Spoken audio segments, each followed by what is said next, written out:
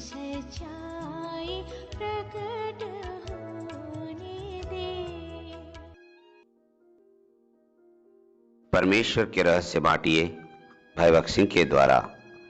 फरवरी 15, परमेश्वर के निवास स्थान के रहस्य और बबूल की लकड़ी। निर्गमन की पुस्तक 25 अध्याय का 5 पद। महापवित्र स्थान में रखा वाचा का संदूक और पवित्र स्थान में रखी धूप की वेदी और रोटी की मेज, तख्ते और मंदिर के खंबे, बाहरी आंगन के खंबे और कांसे की बड़ी वेदी, ये सब वस्तुएं बबूल की लकड़ी की थी। बबूल का पेड़ किकर प्रजाति के पेड़ों में से आता है। जगत के किसी भी हिस्से में पाए जाने वाला यह सबसे सामान्य पेड़ होता है और जलाने के अलावा वह और ज्यादा किसी काम में नहीं आता। प्रभु यीशु ने, महिमा के प्रभु ने अपना स्वरूप एक सामान्य मनुष्य जैसा बना लिया था। एक आम इंसान की तरह वह आकर सबसे गरीब लोगों के साथ रहा।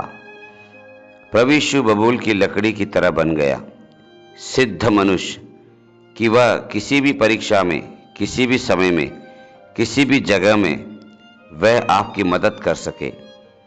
बबूल की लकड़ी में से सीधे तख्ते बनाना बहुत मुश्किल काम होता है।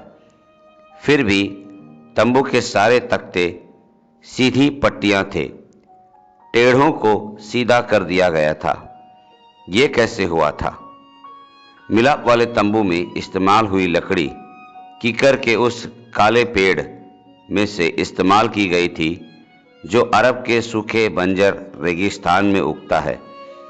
ये बबूल कठोर, मजबूत और चिकना होता है, जिसमें कोई गांठें नहीं होती और बहुत सुंदर होता है। वह इतना कठोर और ठोस होता है और उसमें जैसे कोई खराबी ही नहीं होती, और इसीलिए उसमें से 12 हाथ जितनी लंबाई वाले तख्ते काटे जा सकते थे। यह हमारे प्रभु यीशु मसीह का कितना सुंदर चित्रण है। उसमें कोई टेढ़ापन नहीं था, कोई मोड़ जोड़ नहीं था, कोई खराबी नहीं थी। फिर भी वह सूखी भूमि में से उगी एक जड़ की तरह निकल आया था। यशायाह की पुस्तक 53 अध्याय 2 पद। हम सभी अपने स्वभाव में टेढ़े होते हैं। हमारा प्रभु हमें सीधा करने के लिए बबूल की लकड़ी जैसा बन गया था।